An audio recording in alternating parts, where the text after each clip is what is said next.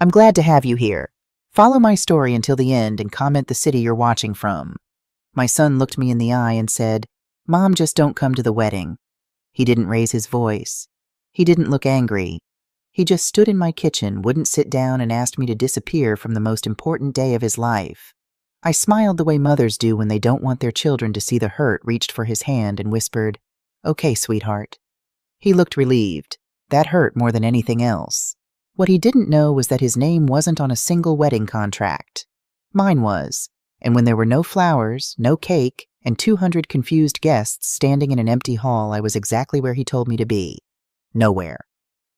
But I'm getting ahead of myself. Let me start from the beginning. The call came on a Tuesday afternoon in March. I was restocking shelves at Morrison's grocery, my hands dusty with flour from the baking aisle, when my phone buzzed in my apron pocket. Avery's name lit up the screen. My heart did that little jump it always does when my son calls. Even at 62, even after raising him alone for 30 years, that flutter of joy never goes away. "Mom." His voice sounded different, higher, excited. "Sweetheart, hi, is everything okay?" "Better than okay." He laughed that nervous laugh he's had since he was a boy. "I'm engaged. I asked Tessa to marry me and she said yes." I stood there in aisle 7 between the pasta and the rice and felt my eyes fill with tears. The good kind. "Oh, Avery. Oh, honey, that's wonderful. I'm so happy for you." "Thanks, Mom. I knew you would be." There was a pause. "We're thinking maybe a fall wedding. October, probably." "October is beautiful," I said, picturing my son in a tuxedo, picturing myself in the mother of the groom dress I'd been secretly imagining for years. "Have you set a date yet?" "Not yet. Tessa's family is handling most of the planning. Her dad, Marcus Morrison, he's pretty insistent about that." Morrison. The name registered somewhere in the back of my mind. "Morrison like the grocery store." Avery laughed again, but this time it sounded strained. "No relation. Different Morrison family. Tessa's dad is in real estate, big developments, that kind of thing." "That sounds impressive." "Yeah, it is." Another pause. "Listen, Mom, I've got to run. I just wanted to tell you the news first." "I'm honored. I love you, sweetheart." "Love you too." He hung up before I could ask about Tessa, about the proposal, about any of the 1,000 questions bubbling up inside me. But that was okay. He was excited. He was happy. My boy was getting married. I called my sister June the moment my shift ended. She answered on the second ring, her voice bright with that particular energy she always has. "Charlotte, I was just thinking about you." "Avery's engaged." "What? Oh my God, to that girl he's been seeing, Tessa." "Yes, they're planning an October wedding." "You must be over the moon," June said. "Your baby boy getting married. I remember when you were changing his diapers in that tiny apartment, and now look at him." I smiled, unlocking my car in the grocery store parking lot. The afternoon sun felt warm on my face. "I know. I can hardly believe it." "When are you meeting her family? Have you talked about the wedding plans yet?" "Not yet. He just called an hour ago. I'm sure we'll talk more this weekend." We talked for another 20 minutes, June asking questions I didn't have answers to yet. When we hung up, I drove home through the familiar streets of my neighborhood, past the elementary school where Avery used to play, past the library where we spent every Saturday morning when he was small. Home was the same 2-bedroom house I'd bought 28 years ago when Avery was 4, and his father had been gone for a year. The mortgage was paid off now, but the house still showed its age. The porch steps creaked. The kitchen window stuck every winter. The water heater made strange noises in the middle of the night. But it was mine. And more importantly, it was where I'd raised my son. I made myself a cup of tea and sat at the kitchen table, the same table where Avery had done his homework, where we'd eaten dinner together every night, where I'd helped him fill out college applications. On the wall hung a dozen framed photos, Avery's school pictures from kindergarten through high school graduation, Avery in his soccer uniform, Avery at his college graduation 3 years ago. My phone buzzed. A text from Avery. "Thanks for being so supportive, Mom. It means a lot." I texted back. "Always, sweetheart. Can't wait to meet Tessa properly and talk about the wedding." 3 dots appeared, then disappeared, then appeared again. "We've got it covered, Mom. Don't worry about anything." I stared at that message for a long time. Don't worry about anything. It was a strange thing to say to the mother of the groom. But maybe he just meant I didn't need to stress. Maybe he was trying to be considerate. I pushed the uneasy feeling away and went to bed early that night, already dreaming about October. Mr. Lawson was fixing his mailbox when I got home from my evening shift 3 days later. He was 74, a retired postal worker who'd lived next door since before Avery was born. He'd helped me carry furniture when we moved in, had taught Avery to ride a bike, had cleared my driveway every time it snowed. "Charlotte," he waved as I pulled into my driveway. "I heard the good news about Avery." "He told you?" I grabbed my purse and walked over. "Ran into him at the hardware store yesterday. Said he's marrying a lovely girl." Mr. Lawson's weathered face creased into a smile. "You must be proud." "I am. Very proud. You did a good job with that boy. Raising him alone like you did working 2 jobs. He shook his head admiringly. "Not many mothers would have managed it so well." "I just did what needed to be done." "That's what makes you special, Charlotte. You never complained. You just loved that boy and did your best." He patted my shoulder. "He's lucky to have you." Those words stayed with me as I walked into my empty house. He's lucky to have you. I believed that. I'd given Avery everything I had. Not money, there was never much of that. But time, attention, love. The kind of steady, unconditional love that doesn't waver when things get hard. His father had left when the bills piled up and the baby wouldn't stop crying. But I'd stayed. I'd always stayed. The first Sunday in April, I drove to Avery's apartment for our usual dinner. We'd been doing Sunday dinners since he graduated college, my way of maintaining our connection, even as his life got busier. I brought a homemade lasagna, his favorite, still warm in its dish. Avery answered the door in jeans and a polo shirt I didn't recognize. Expensive looking. "Hey, Mom." "Hi, sweetheart." I held up the lasagna. "I made extra, so you'll have leftovers." "Thanks, come in." The apartment looked different. Cleaner. There were new throw pillows on the couch, a fancy coffee table book about architectural design, fresh flowers in a vase on the kitchen counter. A woman's touch. "Is Tessa here?" "She's at her parents' place. Sunday dinner with them." Avery took the lasagna and put it in the oven to keep warm. "But she'll be here in about an hour. She wants to meet you properly." "I'd love that." I sat on the couch, careful not to disturb the artfully arranged pillows. "So have you two set a date yet?" "October 26th. Avery poured himself a glass of water, didn't offer me one. "It's a Saturday. The venue had one opening left this year." "October 26th. That's perfect. The leaves will be beautiful." I pulled out my phone to make a note. "What venue?" "Riverside Manor. It's about an hour north of here." Riverside Manor. I'd driven past it once years ago. A massive estate with white columns and sprawling gardens. The kind of place that probably cost more per hour than I made in a month. "That sounds lovely. Have you thought about what kind of ceremony you want? What about Mom?" Avery sat down across from me, not next to me. "Tessa's family is handling most of the planning. Her dad really wants to do this for her, for us." "Of course. But I'd love to help too. Maybe with the flowers? Or I could—" "We've got it covered." He said it gently, but there was a finality to it. "Marcus has a wedding planner already. Everything's being taken care of." "Oh." I folded my hands in my lap. "Well, at least let me contribute financially. I've been saving up. I have about $3,000 that—" "Mom, no." Avery looked uncomfortable. "You don't need to do that. Seriously, keep your money." "But I want to help. I'm your mother." "I know, and I appreciate it. But this is handled." He stood up, checked his phone. "Tessa should be here soon. Let me just make sure the place is ready." He busied himself straightening things that were already straight, checking his reflection in the mirror by the door. I sat on his couch and felt for the first time in my son's life like I was in the way. Tessa Morrison arrived at 6:15 carrying a bottle of wine that probably cost more than my weekly grocery budget. She was 28, tall and slim, with honey blonde hair that fell in perfect waves past her shoulders. Her sundress was simple but elegant designer without being flashy. She wore small diamond studs in her ears and a thin gold bracelet that caught the light when she moved. "Mrs. Davies." She set the wine down and hugged me, a brief, careful hug that felt practiced. "It's so wonderful to finally meet you properly. Please call me Charlotte." I smiled, wanting her to feel comfortable. "And congratulations. Avery is so happy." "We both are." She glanced at Avery, who was opening the wine. "He's told me so much about you." "All good things, I hope." "Of course." She sat down in the chair across from me, crossed her legs at the ankle. He said you work at Morrison's Grocery. Yes, I've been there for about 15 years now. Morning shifts mostly. That's the one on Elm Street. That's right. I drive past there sometimes. Tessa accepted a glass of wine from Avery. It seems like a nice little store. Nice little store. The words were polite, but there was something in her tone. Not quite dismissive, but close. The way someone might compliment a child's drawing. It pays the bills, I said lightly.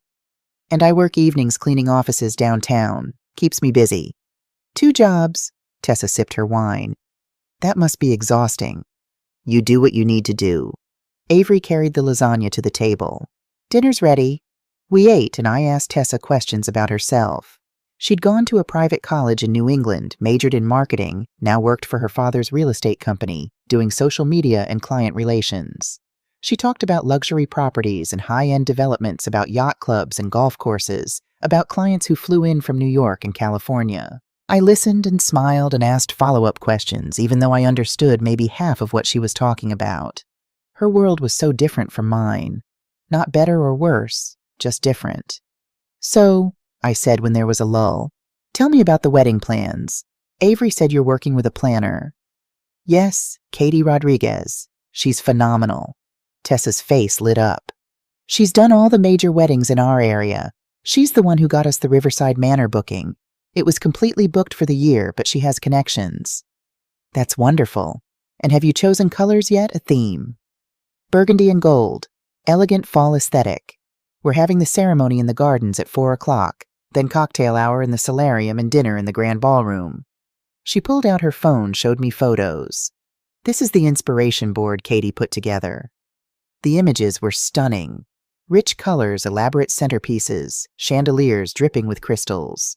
It looked like something from a magazine. It's beautiful, I said honestly. You have wonderful taste. Thank you. Tessa put her phone away. My dad really wants this to be special. He's his only daughter, so he's going all out. How many guests are you expecting? 200, maybe 210. It's hard to narrow down the list when you have a large family and extensive business connections. 200 guests. I thought about my side of the family. June and her husband. 2 cousins I hadn't seen in years. Mr. Lawson. Maybe 5 people from work. That was it.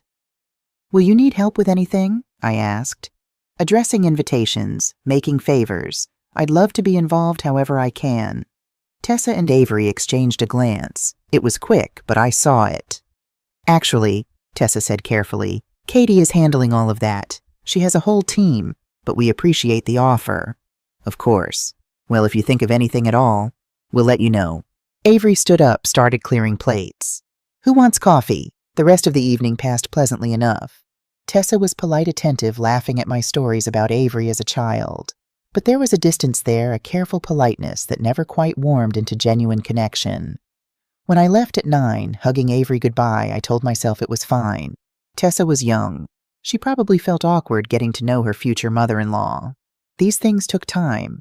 But driving home through the dark streets, I couldn't shake the feeling that I'd been interviewed rather than welcomed. Like I was someone they needed to manage rather than someone they wanted to include. The weeks passed and my phone calls with Avery grew shorter. He was busy with work, he said. Busy with wedding planning. Busy with Tessa's family events. Always busy. When I called to ask about the dress code for the wedding, he took 3 days to call back. Just whatever you're comfortable in, Mom. But is it formal, semi-formal? I want to make sure I'm dressed appropriately. It's formal, but don't worry about it too much. Just get something nice. Should I coordinate with the wedding colors? I don't want to clash in the photos. I'm sure whatever you pick will be fine. Fine. Everything was fine. I was fine. My dress would be fine. Don't worry about it. Don't think about it. Don't be involved. I went to Macy's on my day off and found a navy blue dress on the clearance rack. It was simple but elegant, appropriate for a formal wedding. I bought matching shoes and a small clutch purse. The total came to $97, which felt like a lot but seemed necessary. I took a photo and texted it to Avery. What do you think? Will this work for the wedding? He responded 6 hours later. Looks good. 2 words. Looks good. I hung the dress in my closet and tried not to feel hurt. June called me on a Saturday morning in late May. I was weeding the small garden in my front yard. my hands dirty, my knees aching from kneeling on the hard ground. "Hey sis, how was the engagement party?" I sat back on my heels. "What engagement party?" "For Avery and Tessa, last night. Didn't you—" Her voice trailed off. "Charlotte, please tell me you were there." My stomach dropped. "I didn't know there was a party." "Oh, honey," June's voice filled with sympathy. "I saw photos on Facebook. Linda Morrison posted them. She's friends with someone I know from church." "Can you send me the link? Are you sure you want to see them?" "Send it, June." The photos appeared in my messages 30 seconds later. I sat right there in my garden dirt under my fingernails and scrolled through 43 pictures of my son's engagement party that I hadn't been invited to. Riverside Manor again. The same venue as the wedding. Tessa in a white cocktail dress, Avery in a suit I'd never seen. Marcus Morrison, a tall man with silver hair and an expensive watch, his arm around his daughter. A woman who must have been Tessa's mother, elegant in pearls. Tables decorated with white and gold champagne flutes, a 3-tiered cake. Friends, colleagues, Tessa's extended family, Avery's college roommate, people I'd never met celebrating my son's engagement. And not one photo included me. I scrolled back through, looking for my face in the background. Maybe I'd been there and didn't remember. Maybe I'd been sick. But no, I remembered last night clearly. I'd worked my evening shift cleaning offices, come home, eaten a sandwich, and watched a nature documentary before bed. My hands were shaking. I set the phone down in the grass and stared at my little house, at the garden I'd been tending at the normal Saturday morning that had just been shattered.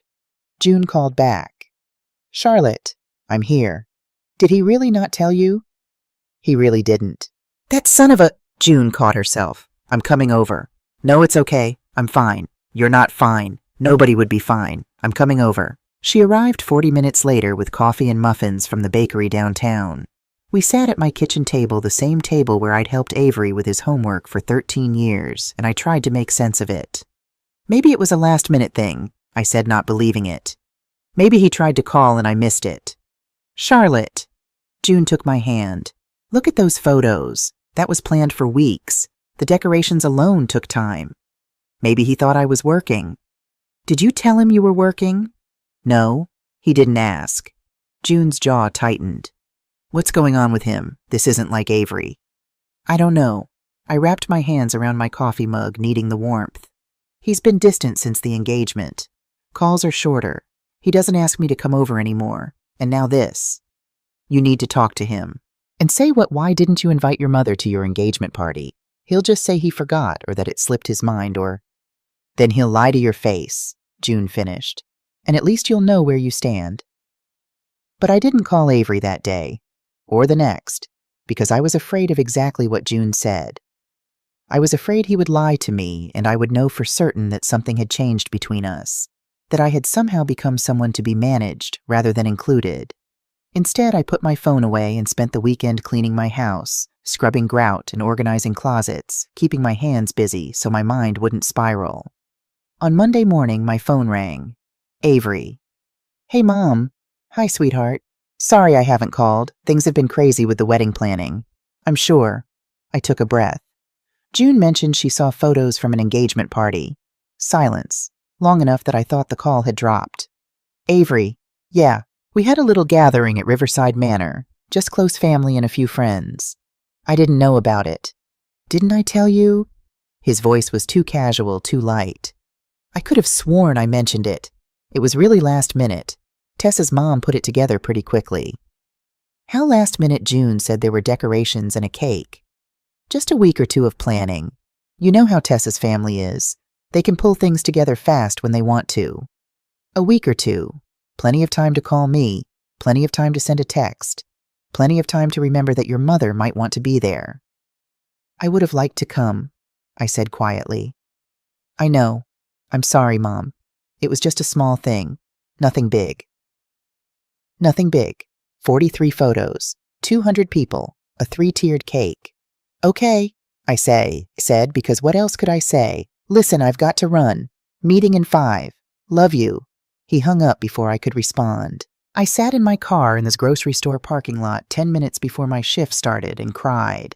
Not loud, dramatic sobs, just quiet tears that slipped down my face while I gripped the steering wheel and wondered when I had become someone my son felt comfortable lying to.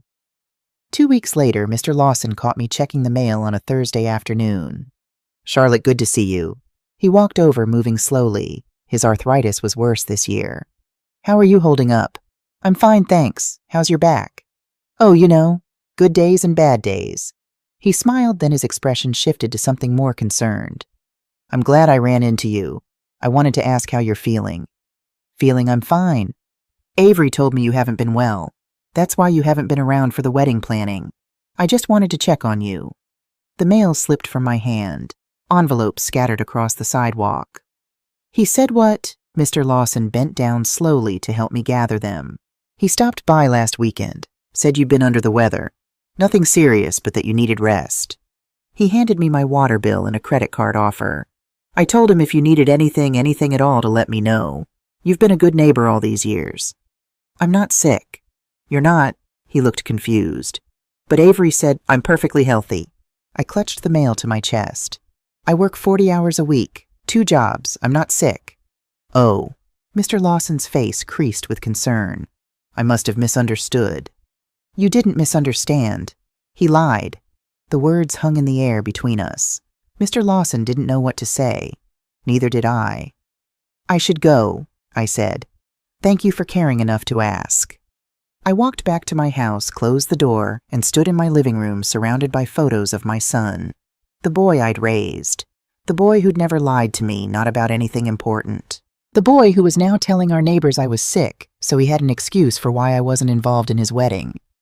My phone was in my hand before I consciously decided to call him. "Mom, what's up?" "I just talked to Mr. Lawson." Pause. "Okay.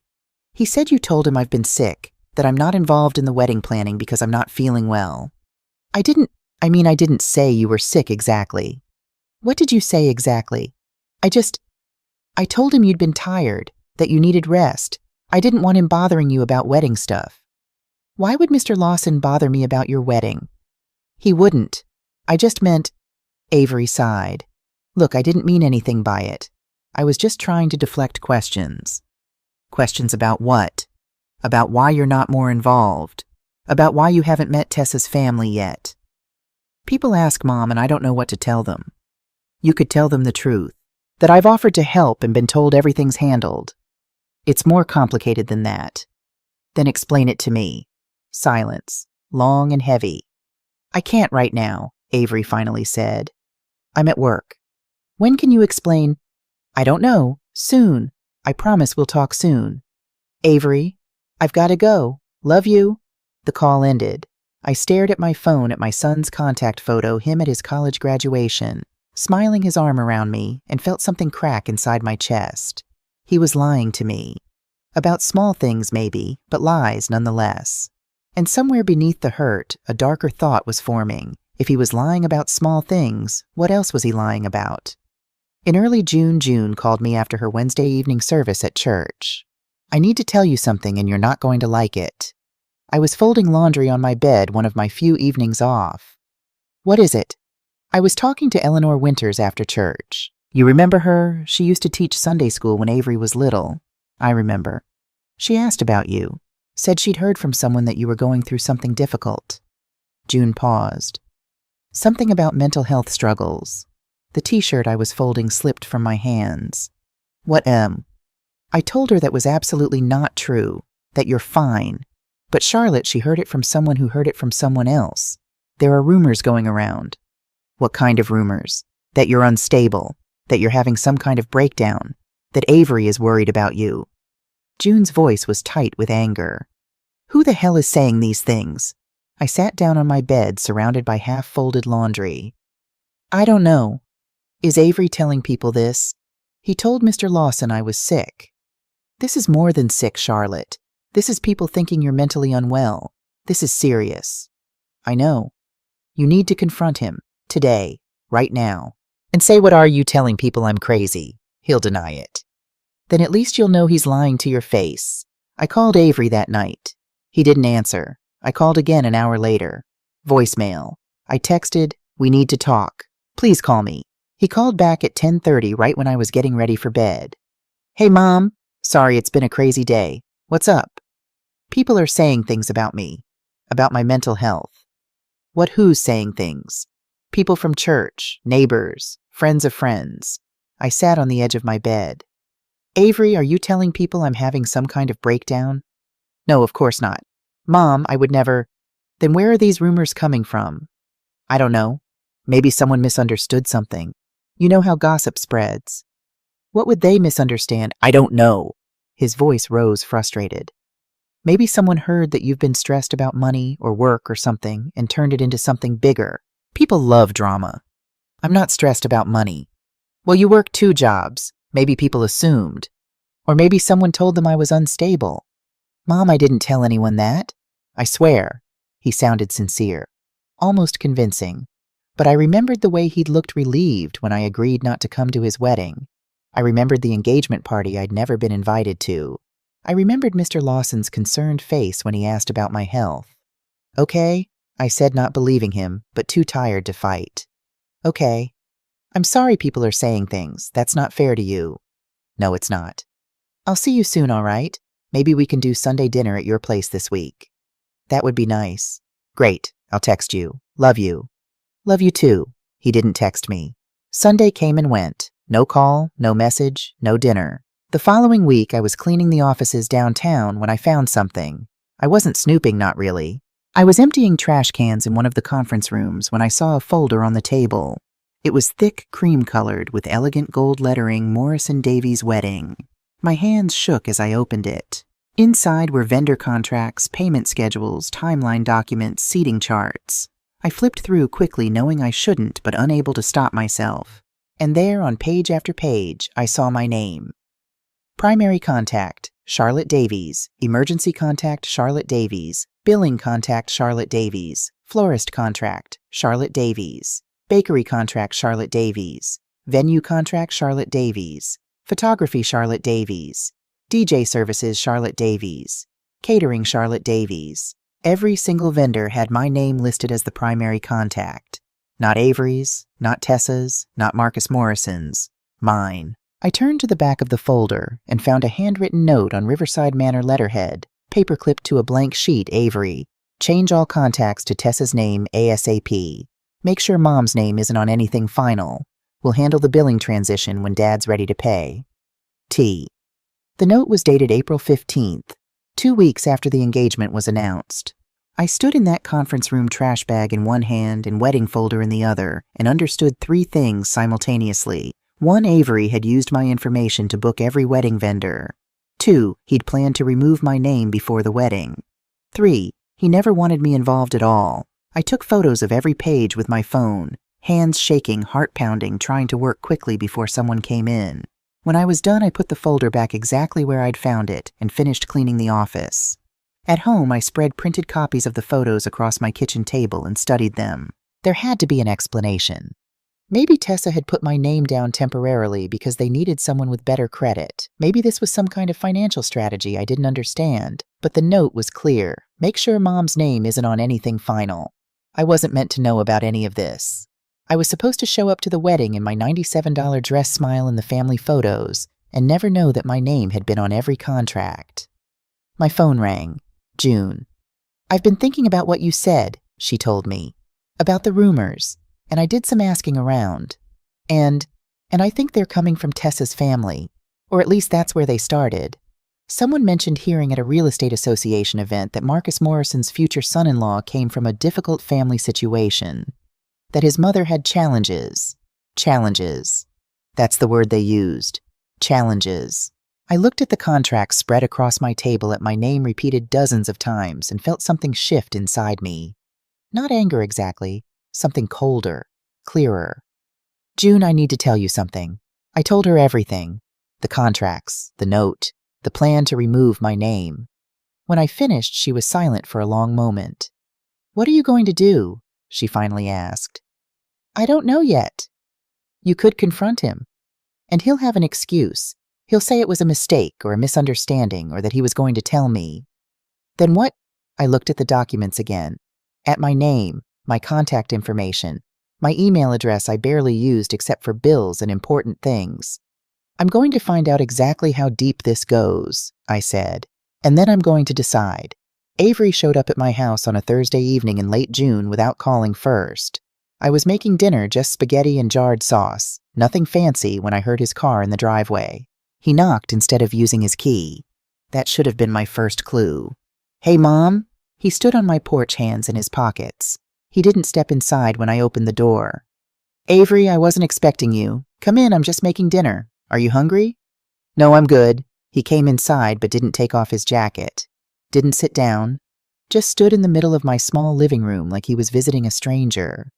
Is everything okay? Yeah, I wanted to talk to you about something. Okay. I turned off the stove, giving him my full attention. What's going on? He rubbed his hands together, a nervous gesture he'd had since childhood. It's about the wedding. My stomach tightened. What about it? Things have gotten really complicated with the planning. Tessa's family has very specific ideas about how they want things to go, and there are a lot of people involved, and... He trailed off, not meeting my eyes. And I think it would be better if you didn't come. The words hit me like cold water. For a moment, I couldn't speak. You don't want me at your wedding. It's not that I don't want you there, Mom. It's complicated. Complicated how... My voice came out steadier than I felt. Tessa's family has expectations. They have this vision for how the wedding should be, and they're paying for everything, so we have to respect that. What does that have to do with me? He finally looked at me. His eyes were red-rimmed like he hadn't been sleeping well. They wouldn't understand. Understand what? Us, our situation, how we grew up. He gestured vaguely around my small living room. They come from a different world, Mom. Everything is about appearances and status and connections. And I can't explain you to them in a way that makes sense. You can't explain your mother to them. That's not what I meant. What did you mean then? He sank onto my couch, his head in his hands. Marcus Morrison has these ideas about who people are. He judges everyone based on what they have, what they've accomplished, what they can do for him. And if I tell him about you, about how we lived, about your jobs, he'll think less of you. He'll think I'm not good enough for his daughter. And you think that's true, that you're not good enough. I think I need this wedding to go smoothly. I think I need to start my life with Tessa without complications. And I'm a complication. He didn't answer. That silence told me everything. I walked to the window, looked out at my small yard with its modest garden at Mr. Lawson's house, next door at the neighborhood where I'd raised my son on minimum wage and determination. What have you told them about me? I asked quietly. What do you mean? Tessa's family. What have you told them? I haven't told them much. Have you told them I'm alive? Of course I've told them you're alive. What else? That I'm sick, unstable, going through something difficult. His silence was confirmation. I turned to face him. I found the wedding folder. At the office building where I clean. I saw all the contracts. My name is on everything. His face went pale. Mom, you used my information to book your entire wedding. Were you planning to tell me? I was going to tell you.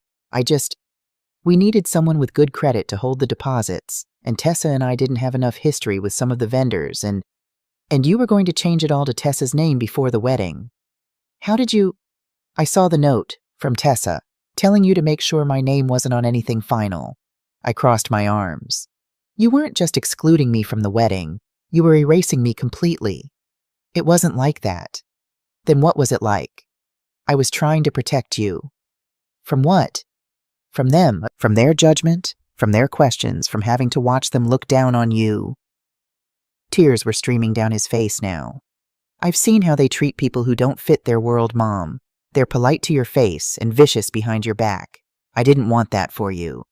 So instead you made me disappear. I was trying to spare you pain. By causing me pain instead, he dropped his head into his hands. I don't know what else to do. If you come to the wedding, there will be questions. Marcus will ask about you, about your life, about why you're not more involved. And I don't have good answers that won't make him see me differently. What have you told him about me? That you live a quiet life, that we're not close, that you moved away years ago. Moved away, Avery? I live 20 minutes from you. I've lived in this house since you were 4 years old. I know. but in their world that's the same as being gone. I sank into my chair, suddenly exhausted. Did you tell them I was dead? No, God, no, nothing like that. Are you sure, because rumors have a way of growing? I'm sure. I made it sound like you weren't really part of my life. Like we were estranged or something. We weren't estranged. Not until you made us that way. He looked up at me, his face crumpling. I'm so sorry, Mom. I never meant for any of this to happen. I just wanted to marry Tessa without everything getting complicated. Life is complicated, sweetheart. People are complicated. You can't just edit out the parts that don't fit the story you want to tell.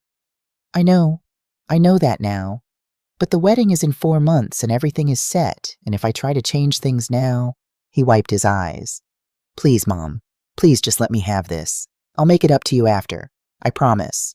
I looked at my son, my grown son, who'd forgotten how to be brave, who'd forgotten that the woman sitting across from him had faced down harder things than judgment from rich people, and made a decision.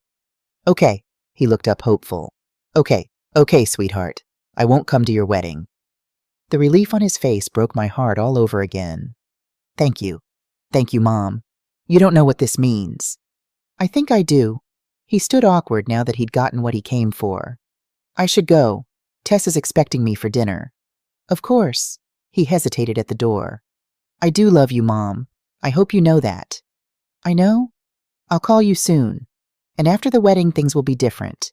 I promise we'll spend more time together. Okay. He left. I heard his car start, heard it pull out of the driveway, heard it disappear down the street. Then I sat alone in my quiet house and cried. Not because I believed his promises, but because I knew with absolute certainty that my son had just chosen his new family over me. And worse, he'd looked relieved when I let him do it. I didn't sleep that night. I lay in bed staring at the ceiling, listening to the house settle around me, thinking about my son's face when he asked me not to come to his wedding, the relief in his eyes when I agreed. At 3 a.m, I got up and made tea. Sat at my kitchen table with the printed photos of the wedding contracts spread out in front of me. In the dim light from the stove hood, I studied every page. My name, over and over, Charlotte Davies. Primary contact, emergency contact, billing information. And then I noticed something I'd missed before. On the venue contract, there was a signature line at the bottom, a signature that looked like mine but wasn't quite right. The C was too looped. The Davies slanted the wrong way. Someone had forged my signature. I pulled out more contracts. The florist, the bakery, the photographer. All of them had signatures that resembled mine but weren't mine. My hands started shaking. This wasn't just using my information. This was fraud. I thought about the bank account Avery and I had opened together when he was 18, heading off to college. A joint account so I could deposit money for his expenses so he could access funds if he needed them. We'd never closed it. Even after he graduated, even after he got his own accounts, that old joint account had stayed open with maybe $300 in it. Until now, I'd never thought about what else he could access with that account. At 6 a.m, I called my bank. They opened at 8. I sat by the phone and waited, drinking cold tea, watching the sun come up over my quiet neighborhood. At 8:01, I dialed. First National Bank, this is Melissa. How can I help you? Hi, my name is Charlotte Davies. I need to check on some account activity. I think there might be unauthorized charges. I can help you with that. Can I have your account number? I gave her the number for the joint account, the one I hadn't looked at in months. Keys clicking. Okay, Ms. Davies, I'm pulling up that account now. What kind of charges are you concerned about? Large ones. Within the last few months. Anything unusual? More clicking. Then a pause. Ms. Davies, are you aware that there have been several significant withdrawals from this account since March? My stomach dropped. How significant? March 15th, there was a withdrawal of $2,000. April 3rd, $1,500. April 20th, $2,500. May 2nd, $3,000. May and stop. I pressed my hand to my chest. How much total? Since March 1st, there have been withdrawals and charges totaling $14,600. The room tilted. That's not possible. There was only $300 in that account. The account was linked to your savings account, Ms. Davies. It had overdraft protection. When the checking ran out, it pulled from your savings. My savings. The money I'd been putting away for 20 years. $5 here, $10 there, birthday checks from June tax refunds. My emergency fund. My security blanket. My retirement money. How much is left in my savings? Clicking. A longer pause. $342. I couldn't breathe. Couldn't think. My entire savings gone. Ms. Davies, are you still there? Yes, I'm here. My voice sounded far away. Can you tell me what these charges were for? Let me see. Most of them are checks written from the account, made out to various businesses. Magnolia Designs, Sweet Moments, Bakery, Riverside Manor, Perfect Moments, Photography, wedding vendors. Every single one. I didn't write those checks. The checks were written and signed by one of the account holders. There are 2 account holders on that account. Me and my son Avery Davies. I didn't write them, which means he did. I see. Melissa's voice became more professional, more careful. Ms. Davies, if you're reporting unauthorized use of your account by a joint account holder, that's actually a complicated situation. Because he is an authorized user technically. He stole from me. Legally, because his name is on the account, he has the right to withdraw funds. However, if you believe there was fraud or if your signature was forged on the checks, that's different. You'd need to file a police report and dispute the charges. A police report. Against my own son. Ms. Davies, I need to freeze the account, right now, and remove the link to my savings. I can help you with that. Let me just verify your identity. It took 20 minutes to freeze the account, remove the savings link, and get documentation of all the charges sent to my email. When I hung up, my hands were shaking so badly I could barely hold the phone. $14,000. My son had taken $14,000 from me without asking, without telling me, while telling me that Tessa's family was paying for everything. I pulled up my email on my laptop, the old slow laptop I'd bought at a pawn shop 3 years ago, and opened the bank statements Melissa had sent. There they were. Check after check, all signed with a version of my signature that wasn't quite mine. He'd forged my signature, used my information, taken my life savings, and then asked me not to come to the wedding he'd bought with my money. I called June. She answered on the first ring. Charlotte, it's early. Are you okay? He took my money. What? I told her everything. The bank account, the charges, the forged signatures. When I finished, she was silent for so long I thought the call had dropped. June, I'm here. She took a shaky breath. I'm trying very hard not to say what I want to say about your son right now. Say it. He stole from you, Charlotte. He committed fraud. He took your entire savings and used it to pay for a wedding he uninvited you from. Her voice was shaking with anger. That's not just hurtful. That's criminal. I know. What are you going to do? I looked at the contracts spread across my table, at the bank statements on my laptop screen, at the photos on my walls of a little boy who used to tell me he loved me every single night before bed. I'm going to find out exactly what else he's done, and then I'm going to decide. Over the next week, I became a detective in my own son's life. I called the wedding vendors. Not to cancel anything yet, I wasn't ready for that. Just to verify information. I started with the florist. Magnolia Designs, this is Rachel speaking. Hi, Rachel. My name is Charlotte Davies. I believe I'm listed as a contact for the Morrison Davies wedding. Oh yes, October 26th. I've been meaning to reach out to you, actually. We never received your final approval on the centerpiece modifications. My approval. Yes, you're listed as the primary contact and the financial guarantor. Any changes over $500 need your signature. Financial guarantor. I see. Can you tell me what the total cost for the flowers is? Let me pull up the contract. Okay, the original quote was $4,500, but with the upgrades Mrs. Morrison requested last week, we're now at $6,200. $6,200 for flowers. And you have a deposit from me. Yes, $2,500, received via check on April 3rd. We'll need the balance 2 weeks before the wedding. The same date as one of the withdrawals from my account. Thank you, Rachel. I'll be in touch. I called the bakery next. Sweet Moments, this is David. Hi, David. This is Charlotte Davies calling about the Morrison Davies wedding cake. Charlotte, I'm so glad you called.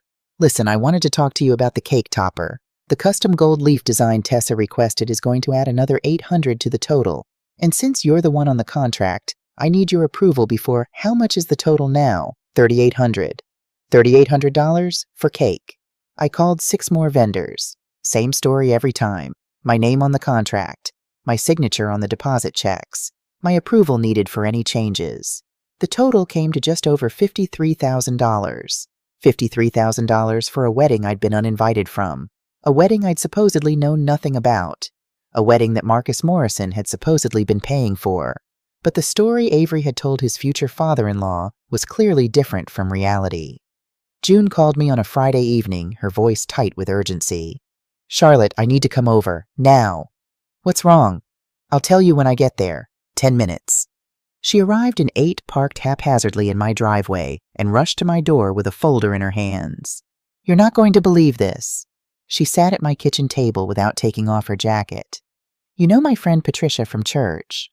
The one who works at the real estate office?"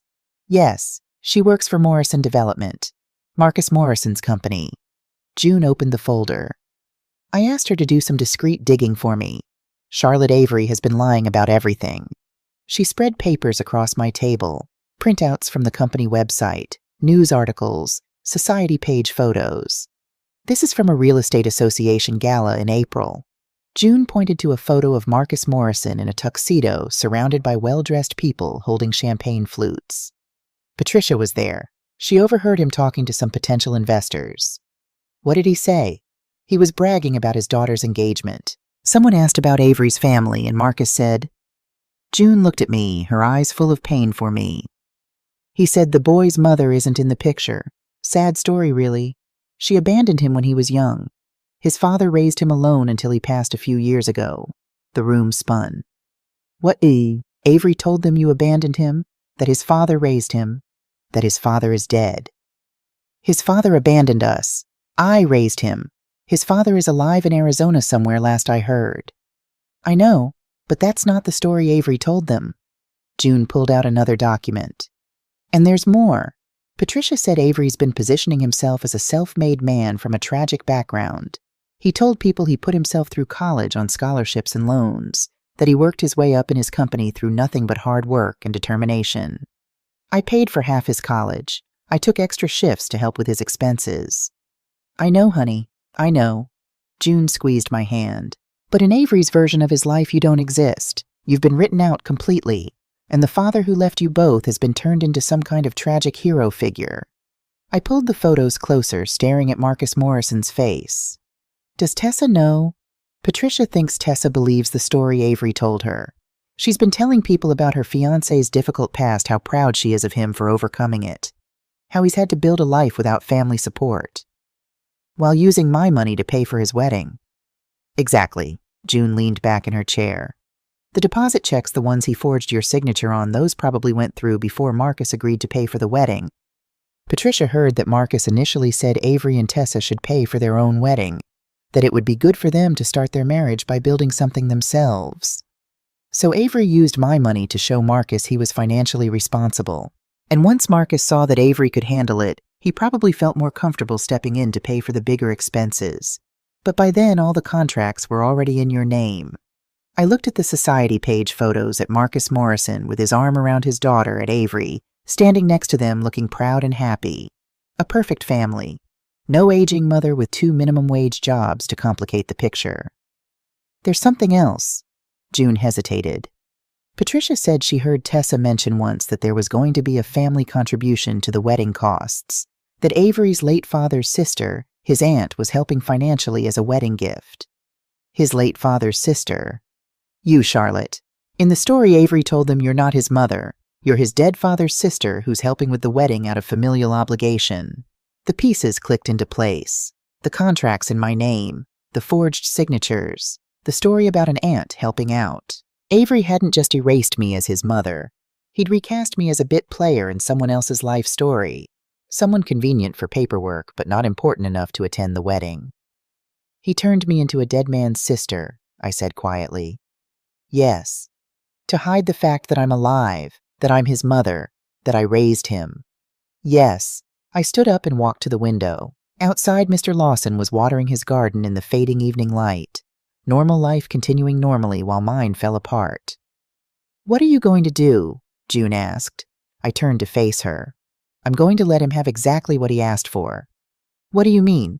"He asked me not to come to the wedding. He wanted me to disappear, to not be a complication." I felt something cold and clear settle into my chest. So I'm going to give him what he wants. I'm going to disappear. Charlotte. But first I'm going to make sure everyone knows the truth. I couldn't sleep again that night.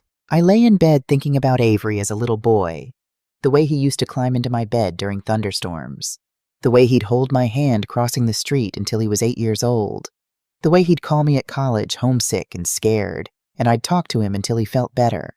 When had that boy turned into a man who could look me in the eye and lie? At 2 a.m, I got up and pulled out the box of old photos I kept in my closet. Avery's baby pictures, his first day of kindergarten, his 10th birthday party in this house, 6 kids crowded around my kitchen table eating grocery store cake, his high school graduation, college graduation. In every single photo where we were together, I was looking at him with unmistakable love. And he was looking at the camera, already thinking about the next thing, the next place, the next version of himself that didn't include me.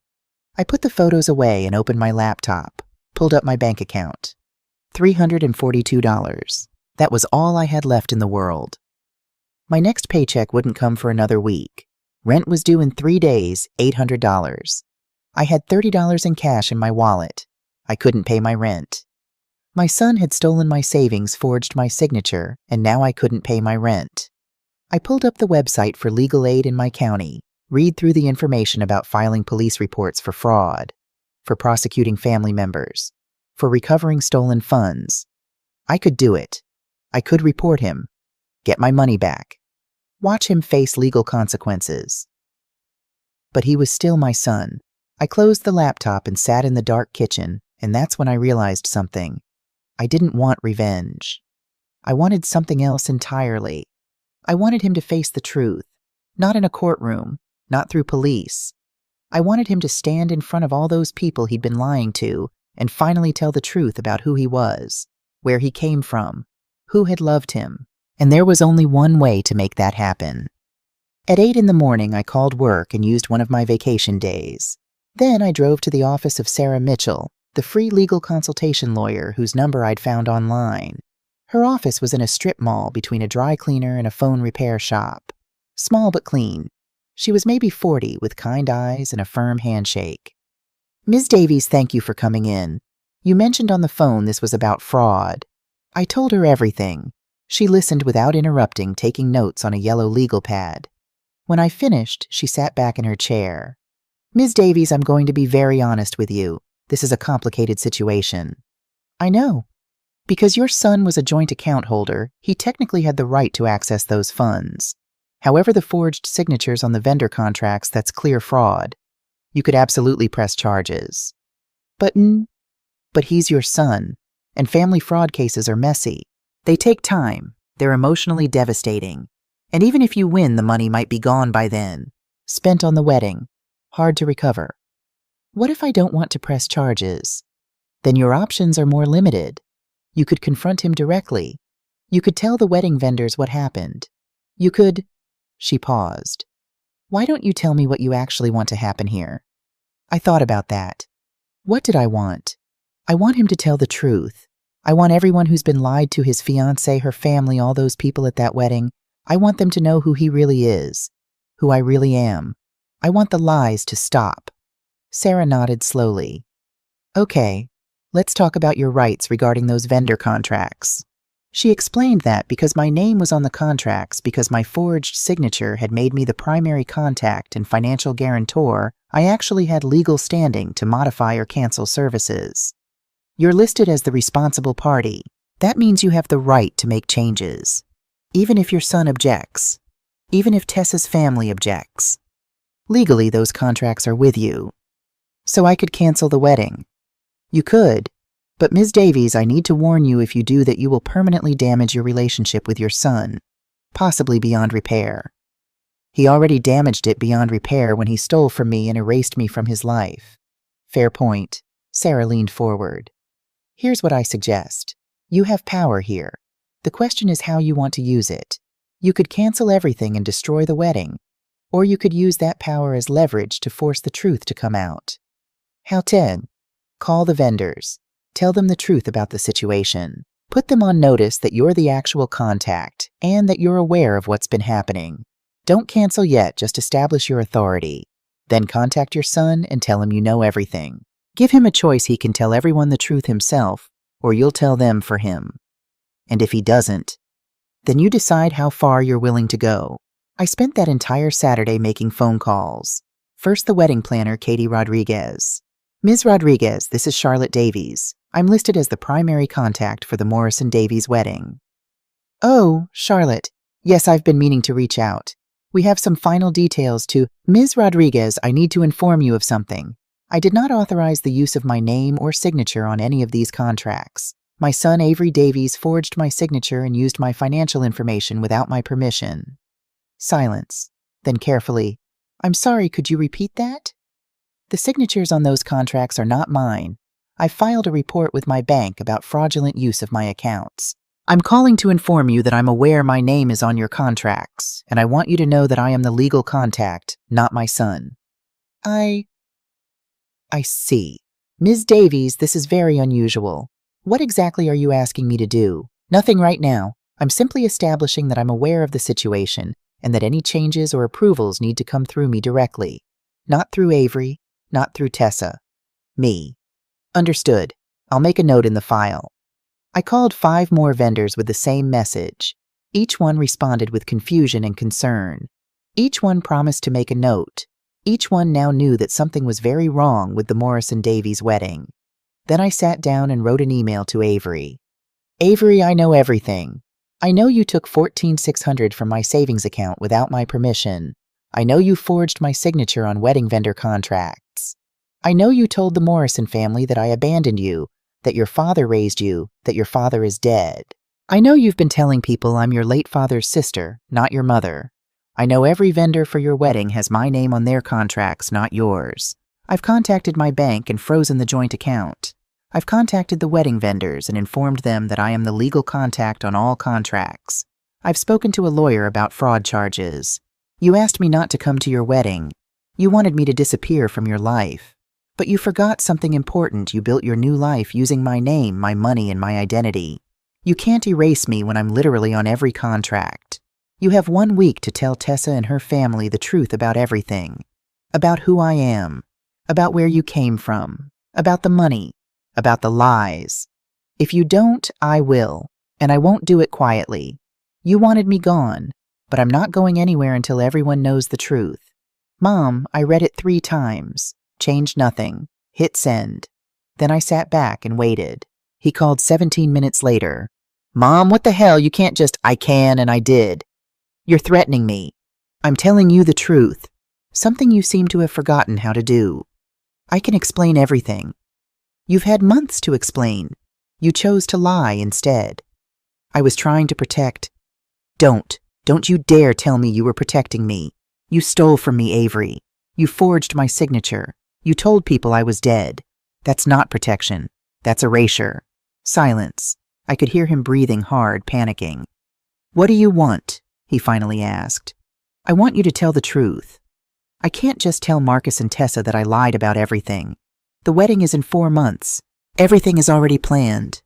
Then you should have thought of that before you used my money to pay for it. Mom, please. Please don't do this. I'll pay you back. Every penny. I promise. Just don't ruin my wedding.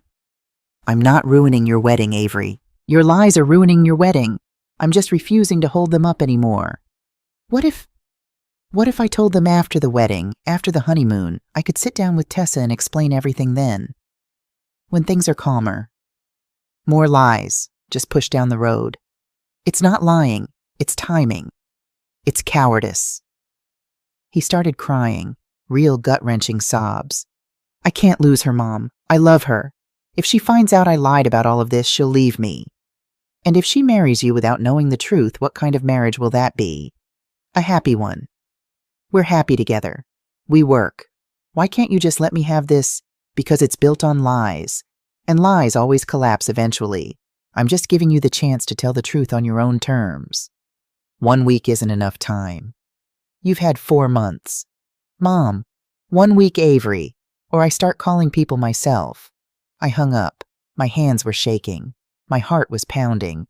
but I felt clearer than I had in months. I'd given him a choice. What he did with it was up to him. For 3 days, nothing happened. No call from Avery, no email, no text, just silence. I went to work, stocked shelves at the grocery store, cleaned offices downtown, came home to my empty house, waited. June called every night. Has he called? No. What are you going to do when the week is up? I don't know yet. You could still press charges, get your money back. Maybe.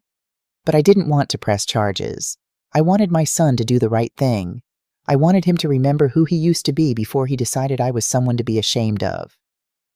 On the 4th day, my phone rang at 10 o'clock at night. Unknown number. Hello, Ms. Davies. This is Tessa Morrison. I sat up straight.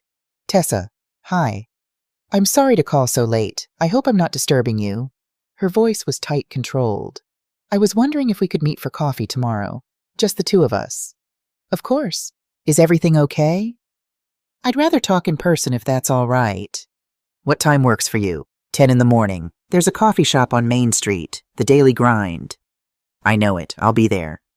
Thank you, Ms. Davies. She hung up before I could tell her to call me Charlotte. The Daily Grind was busy at 10 on a Tuesday morning. Young people with laptops, mothers with strollers, retired folks reading newspapers. I arrived 10 minutes early and ordered a regular coffee, $2, which was all I could afford until my next paycheck. Tessa arrived exactly at 10 dressed in designer jeans and a silk blouse. She looked like she hadn't slept. Her makeup couldn't quite hide the dark circles under her eyes. She ordered something complicated with oat milk and 3 shots of espresso, then sat down across from me in a corner booth. Thank you for meeting me. Of course. She wrapped her hands around her coffee cup. Avery told me everything last night. My heart started pounding. Everything. He told me that you're his mother, not his late father's sister, that you raised him alone, that his father left when he was small and is alive somewhere. She looked up at me, her eyes red. He told me he lied to my family about all of it. I see. He also told me that he used your savings to pay for our wedding without your permission, that he forged your signature on contracts. Her voice cracked. That he asked you not to come because he was ashamed of you. I didn't know what to say, so I said nothing. I don't know who I'm marrying, Tessa whispered. I thought I knew him. I thought he was honest and hardworking and good, but he's been lying to me since the day we met. Not about everything, I said quietly. I'm sure his feelings for you are real. How can I trust that? How can I trust anything he says now? She wiped her eyes, careful not to smudge her mascara. He told me you were threatening to ruin our wedding if he didn't tell the truth. That's not quite accurate. I told him he needed to tell the truth. What happens to the wedding after that is up to him. And you. Are you going to cancel everything? The vendors all have your name on the contracts. Avery said you could destroy the whole thing if you wanted to. I could. Are you going to? I looked at this young woman who'd thought she was marrying someone honest, someone self-made, someone brave, who'd discovered she was marrying someone who could look his own mother in the eye and ask her to disappear. What do you want me to do? I asked. I don't know. She started crying openly now. I love him. Even after everything, I still love him. But I don't know if I can marry someone who would do this to his own mother. What does that say about who he is? It says he got lost. It says he forgot where he came from and what matters. I reached across the table, took her hand. But people can find their way back, if they're willing to do the work. Do you believe that after everything he's done to you? He's my son. I have to believe it. I need to talk to my parents. They need to know the truth too. Tessa pulled her hand back, grabbed a napkin to wipe her eyes. My dad is going to be so angry. He hates liars more than anything.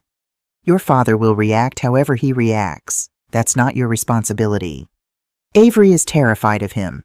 That's why he lied in the first place. He thought my dad wouldn't accept him if he knew the truth about his background. And will he? I don't know. My dad can be. She trailed off. He's a complicated man. He values honesty and hard work. But he grew up poor. His father was a janitor. He built his company from nothing. He might actually respect Avery more for the truth than for the lies. That caught my attention. Your father grew up poor. Yes.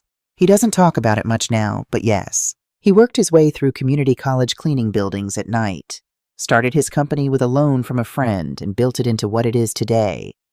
She laughed bitterly, which makes Avery's lies even more stupid. My dad would have understood struggle. He would have respected a mother who worked 2 jobs to raise her son alone. Instead, Avery made up this fake tragic story, and now… She shook her head. Now you have to decide if you can forgive him. How can I? How can I marry someone who would treat his own mother this way? What happens when he decides I'm an inconvenience, when I don't fit the image he wants to project? Those are questions only you can answer. We sat in silence for a moment. Around us, the coffee shop buzzed with normal life.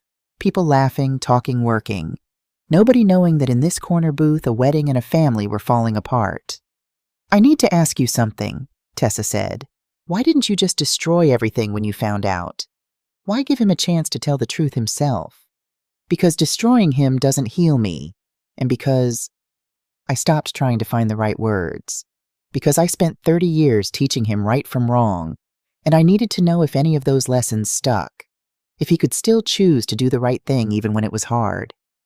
And is telling me the truth because you forced him to, is that doing the right thing? It's a start. Tessa stood up, gathering her purse. I need time to think. I need to talk to my parents. I need to figure out if I can still marry him after this.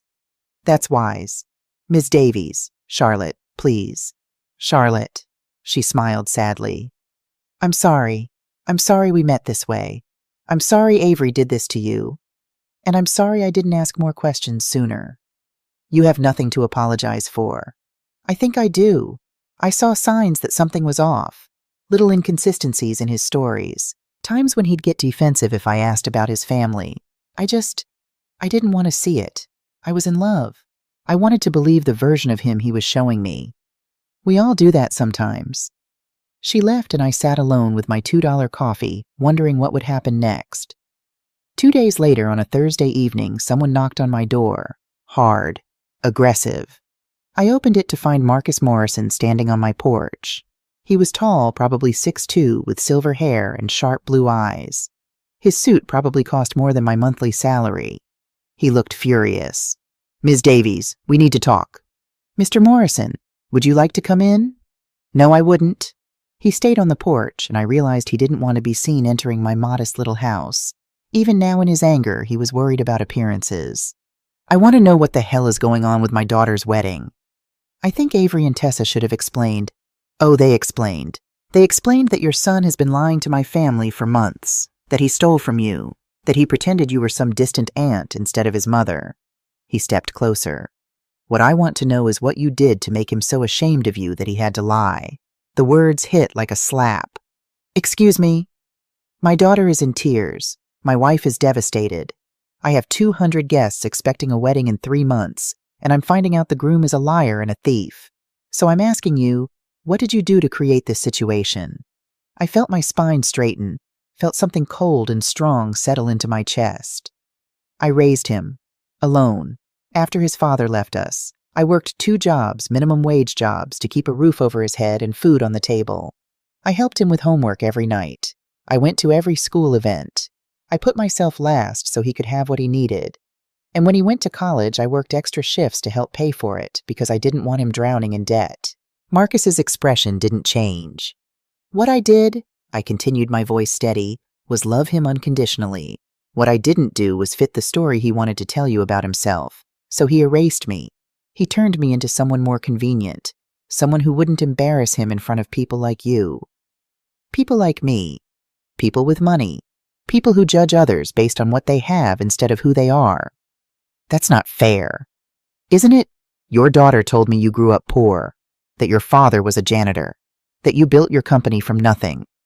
So tell me, Mr. Morrison, if someone had lied about your father, turned him into someone more palatable, more respectable, how would you feel? He flinched, just slightly, but I saw it. My father was a good man, he said quietly. So am I. A good woman. I'm not rich. I'm not impressive. I don't have connections or status, but I loved my son with everything I had, and he thanked me by stealing from me and asking me to disappear.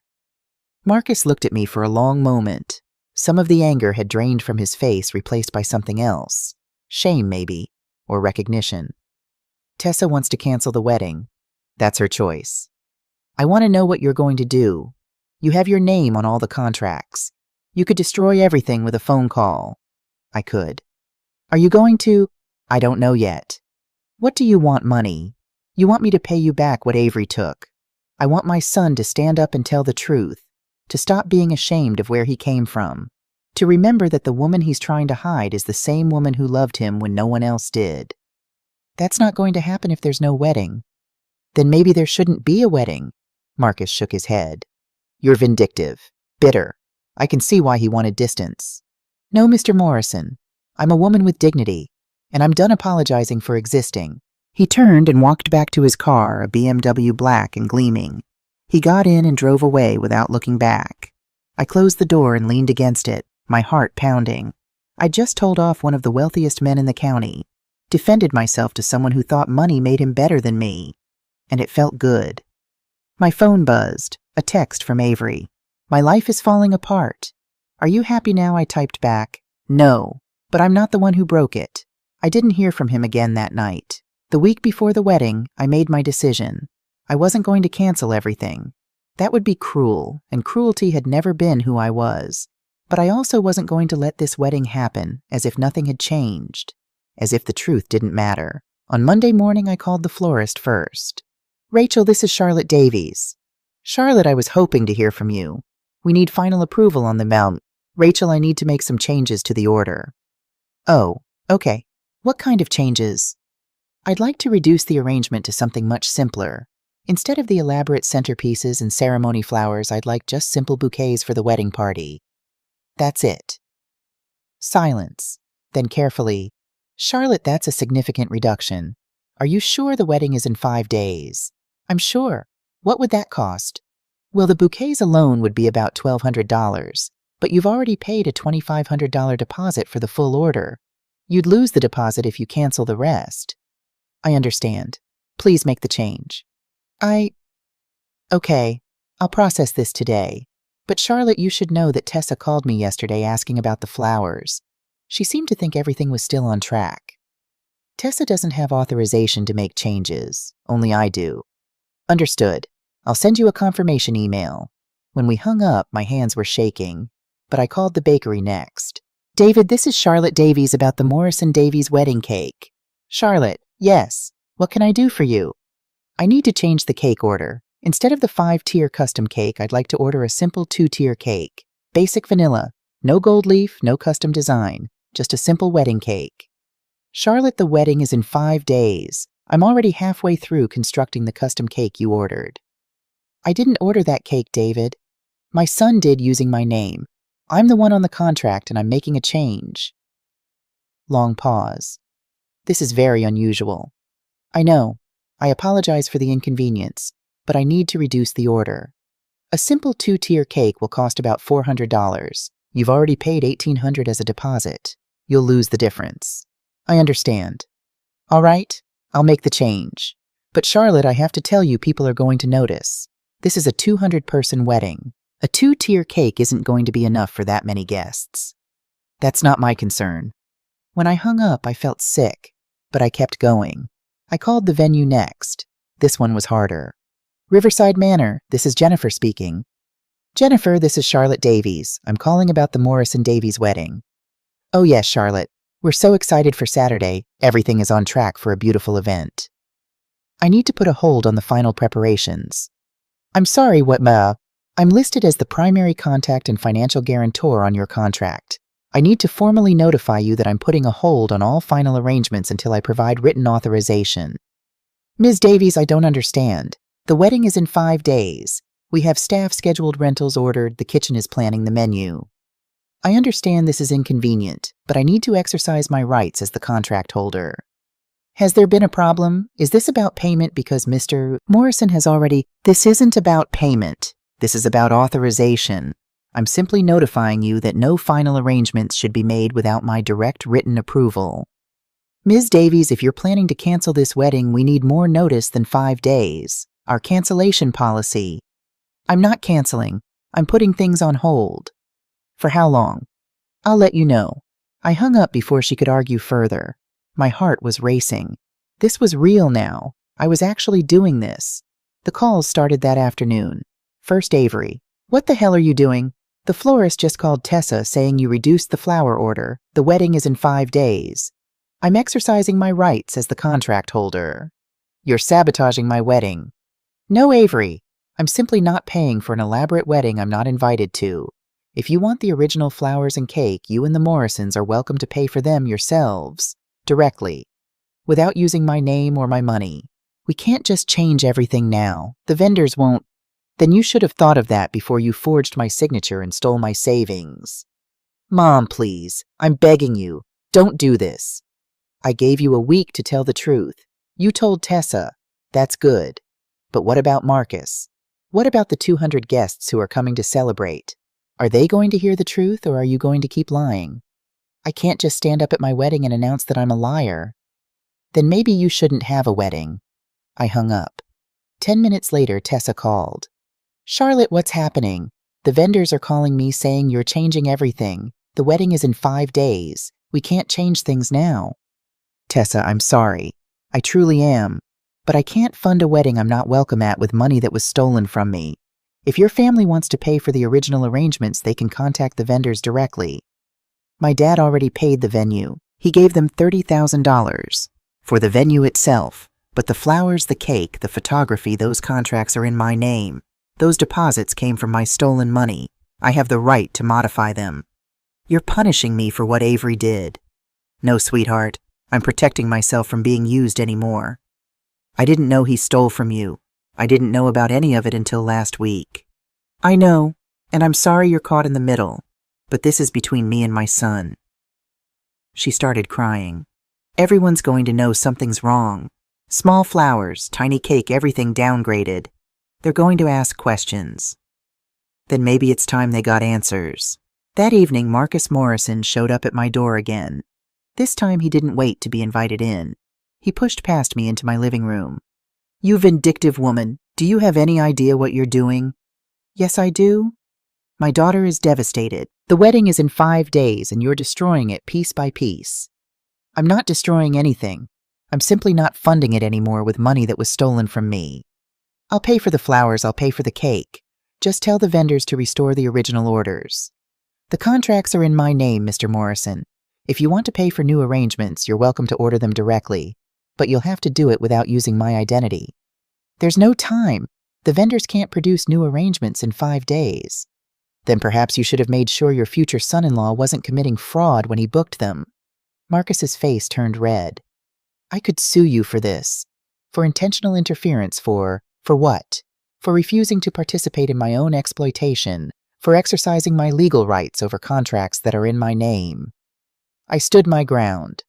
Go ahead and sue me, Mr. Morrison. I'd love to explain to a judge how your daughter's fiancé stole $15,000 from his mother and forged her signature on contracts. I'm sure that would be great publicity for your family. He stared at me, breathing hard. Some of the fury drained from his face, replaced by something else. Calculation, maybe. What do you want? I already told you. I want the truth. Fine. Avery will tell people the truth after the wedding, at the reception before the toasts. He'll make an announcement. Will that satisfy you? After the wedding, after he's safely married and locked in, after 200 people have already celebrated his lies. I shook my head. No, Mr. Morrison, that's not good enough. Then what? I want him to tell everyone before the ceremony. I want the guests to know the truth before they sit down to watch him make vows, because vows about honesty and trust ring hollow when you've been lying to everyone in the room. That's insane. You're asking him to humiliate himself in front of everyone he knows. I'm asking him to be honest. There's a difference. If he does that, half the guests will leave. The wedding will be ruined.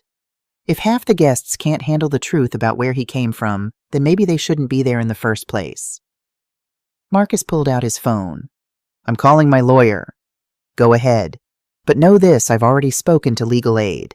I have every right to modify contracts that are in my name, especially when my signature was forged. You have no legal standing here. He lowered the phone, stared at me with something between hatred and grudging respect. You're really going to do this? You're really going to destroy your son's wedding. I'm really going to stop participating in his lies. What happens to the wedding after that is up to him." Marcus turned and walked toward the door, stopped, turned back. "My father was a janitor," he said quietly. "You were right about that. And for years I was ashamed of it. I didn't tell people. I made up vague stories about my family. I erased him because I thought it made me look better. What changed? He died, and at his funeral all these people showed up. People from the buildings he'd cleaned. They told me stories about how kind he was, how he'd help them when they locked themselves out of their offices, how he'd remember their names and ask about their families, how he'd work double shifts to cover for someone who was sick." Marcus's voice cracked. "And I realized I'd wasted years being ashamed of the best man I'd ever known. I'm sorry for your loss. I don't want Avery to make the same mistake I did, but I also don't want him publicly destroyed.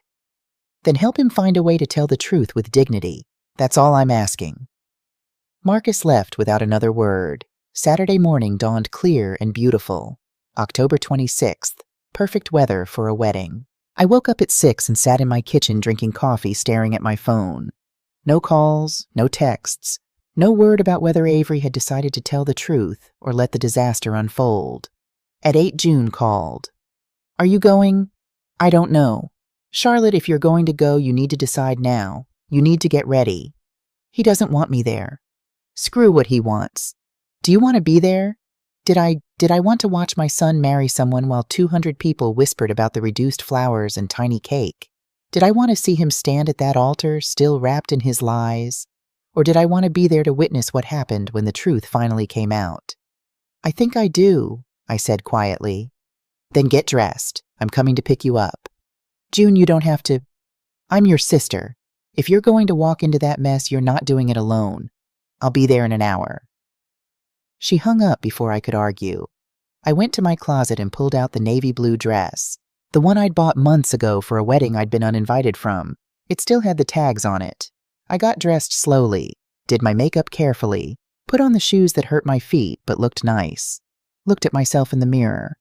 I looked like someone's mother, someone's aging, ordinary mother who worked 2 jobs and couldn't afford designer clothes. And I looked dignified. June arrived at 9:30 in a burgundy dress with a fierce expression. "You look beautiful," she said. I looked terrified. "That too. Come on." We drove to Riverside Manor in June's car. Neither of us spoke much. What was there to say? The parking lot was already filling with expensive cars. BMWs, Mercedes Teslas.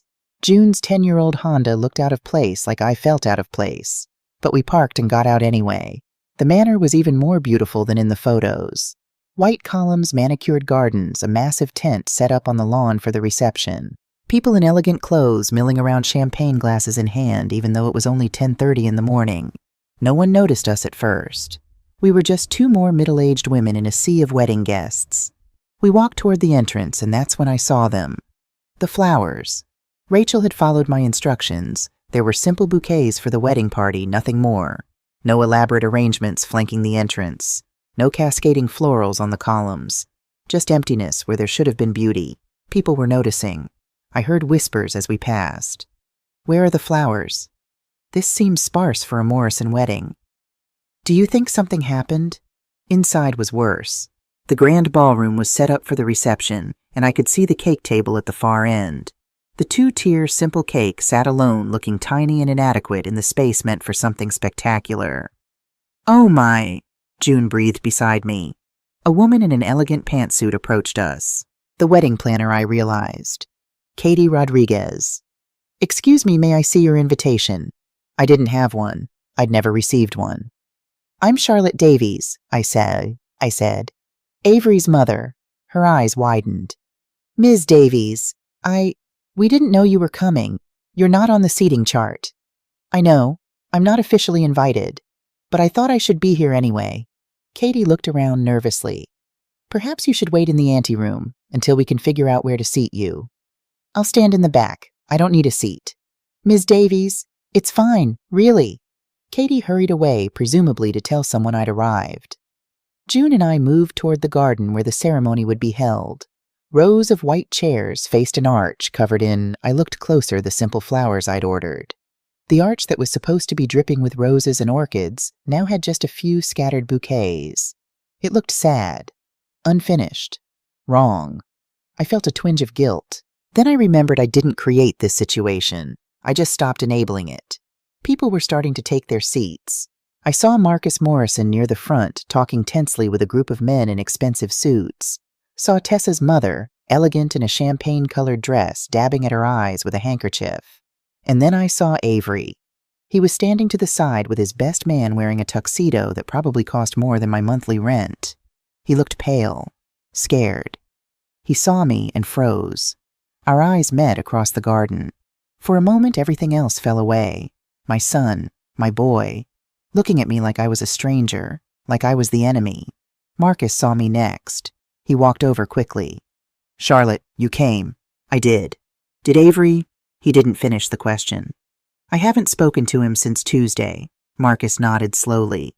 "I talked to him last night. Told him what you said, about telling the truth with dignity." He paused. "He's going to do it." My heart started pounding. "Went before the ceremony. He's going to address the guests before Tessa comes down the aisle. And she knows. She knows. She's not happy about it, but she knows." The string quartet began playing. People settled into their seats. Marcus moved toward the front to take his place. June gripped my hand. "You okay?" "No." "Me neither, but we're staying." The music changed. The processional was about to begin. But then Avery stepped forward, moving to the front of the crowd. He wasn't at the altar yet. He was standing in front of everyone, microphone in hand. The music stopped. People looked confused. "Before we start," Avery said, his voice shaking, "I need to say something." Murmurs rippled through the crowd. This wasn't part of the plan.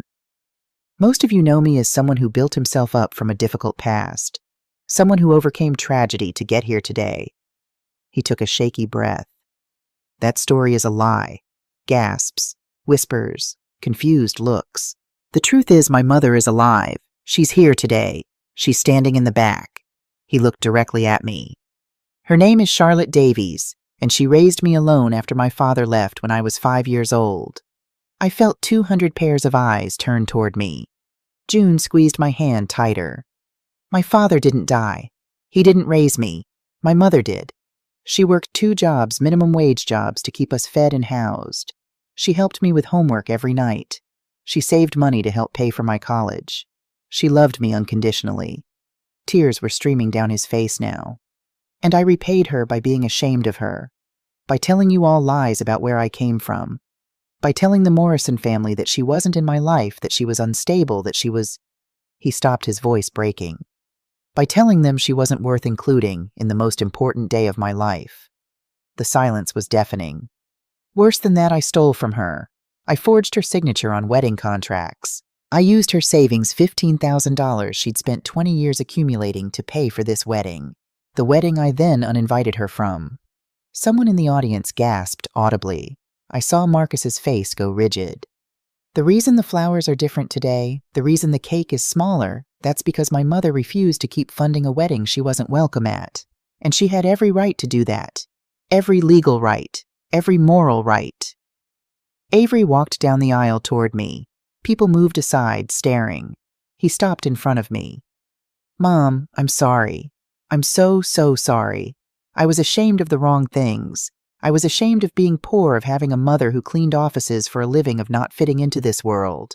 He gestured around at the manor, the wealthy guests. "But I should have been ashamed of myself. For lying. For stealing.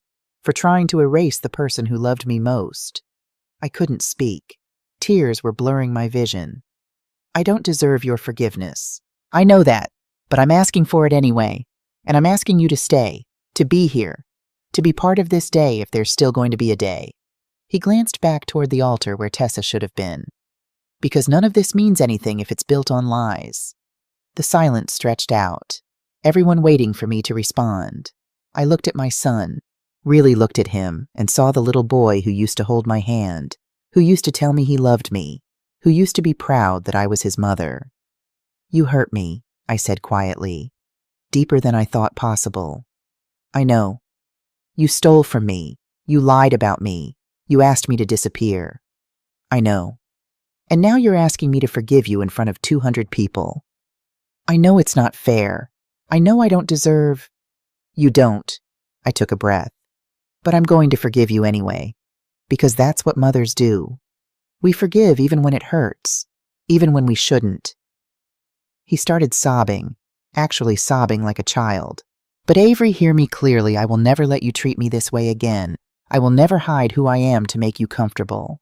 I will never shrink myself to fit someone else's story. And if you ever lie about me again, I'm done. Do you understand? Yes. Yes, I understand. I pulled him into a hug.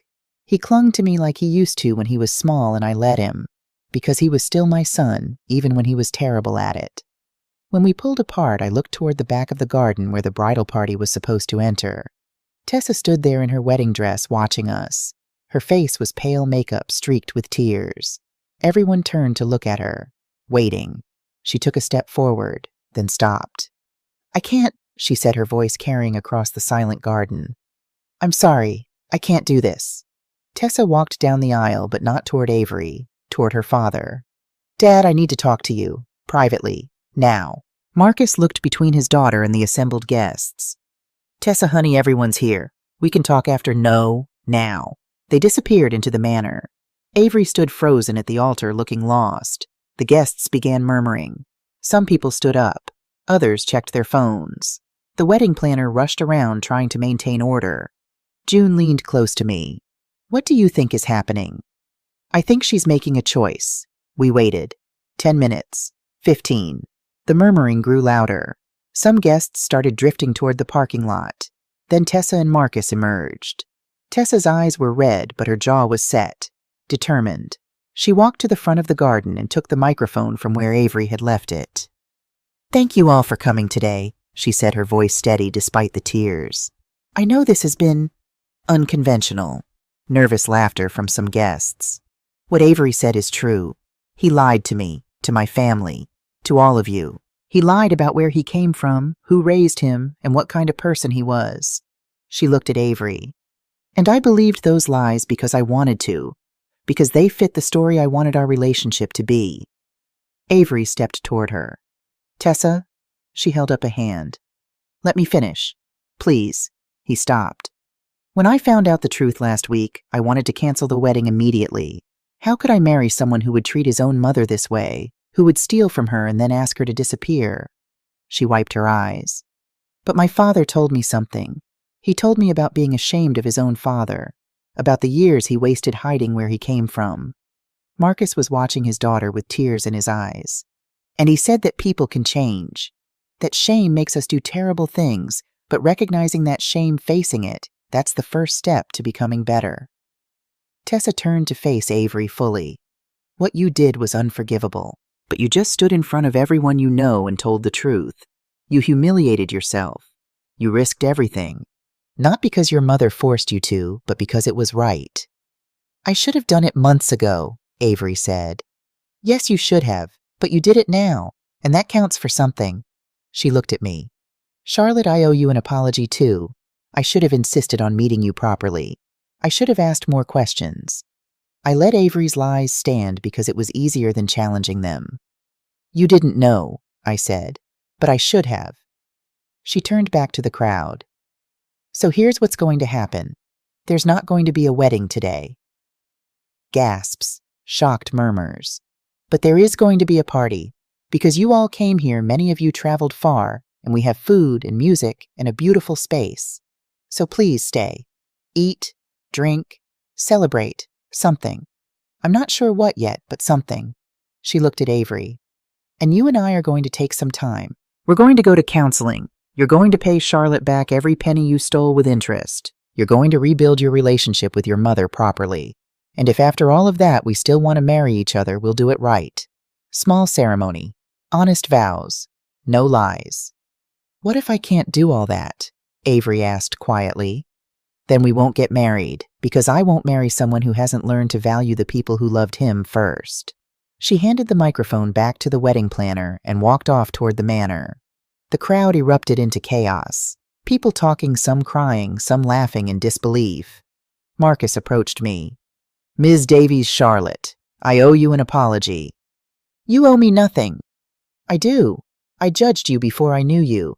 I assumed your son's lies were based in some truth, that you must have done something to deserve his shame. He shook his head. I was wrong. You did nothing wrong. You loved your child. There's no shame in that. Thank you. Will you stay for the party? It would mean a lot to Tessa, and to me.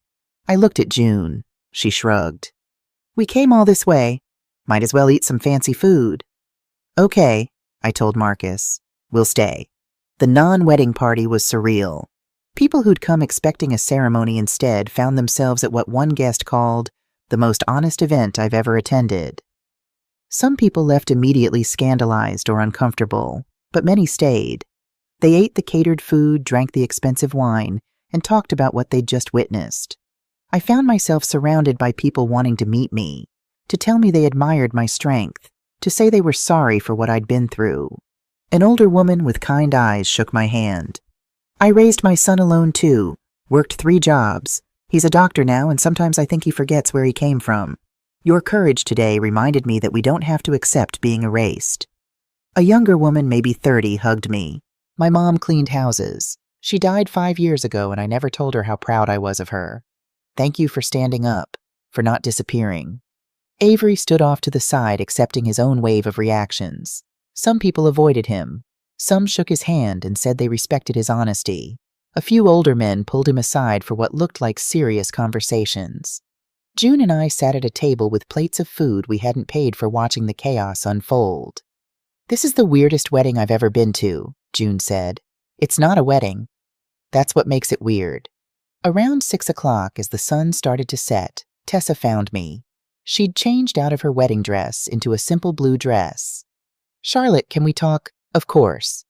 We walked to a quiet corner of the garden away from the remaining guests.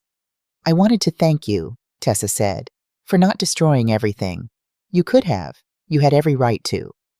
I didn't want to destroy anything. I just wanted the truth. You got it, in the most dramatic way possible. She smiled sadly. I really do love him, you know, even after everything. I know. Do you think I'm stupid for giving him another chance? I think you're brave and honest and willing to do the hard work of building something real.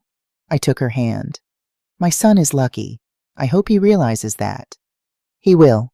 I'll make sure of it. She paused. Will you let me get to know you, the real you, not the version Avery created, but the actual person? I'd like that. Good, because if we're going to eventually be family, I want to know my mother-in-law properly. Avery appeared hesitant. Is it okay if I join you? Tessa looked at me. I nodded. He sat down, looking exhausted. I talked to a lawyer about paying you back. With the theft charges possible, I need to make full restitution plus damages. He suggested $18,000 total. I'm going to set up a payment plan. $500 a month until it's paid off. Okay? And I'm starting therapy next week. Tessa gave me the number of someone who specializes in shame and family dynamics. That's good. And I want to... He stopped, struggling with words. I want to have Sunday dinners again. At your place. Like we used to. If you'll let me. I looked at my son, my grown son, who'd finally remembered how to tell the truth. One Sunday a month, I said. We'll start there. See how it goes. Okay. Thank you.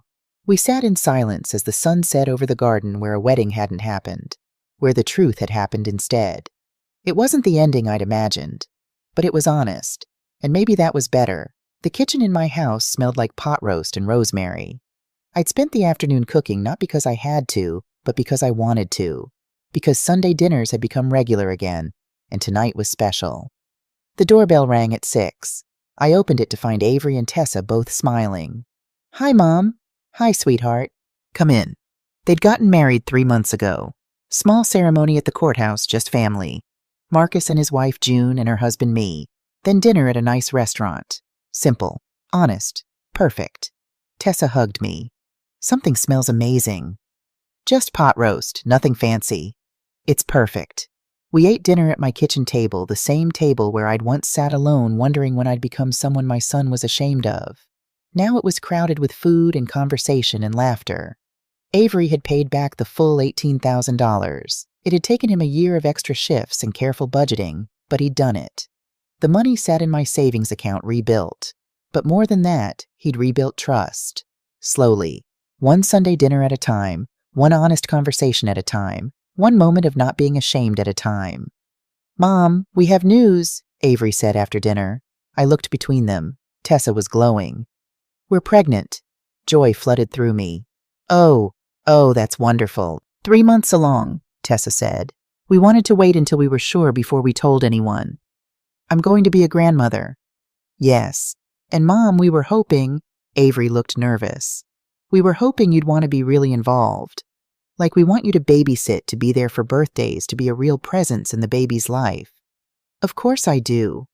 And we want the baby to know the truth, all of it, about where I came from, about how you raised me, about the mistakes I made." He took my hand. "I want my child to know who their grandmother really is. No lies, no edited versions. The real you." Tears filled my eyes. "I'd like that." We talked about names and nursery colors and all the normal things expecting parents talk about. And I felt something settle in my chest, something that had been broken finally healing. After they left, I cleaned up the kitchen and sat in my quiet house. The same house where I'd raised my son. The same house he'd once been ashamed of. The same house that was now filling with new memories.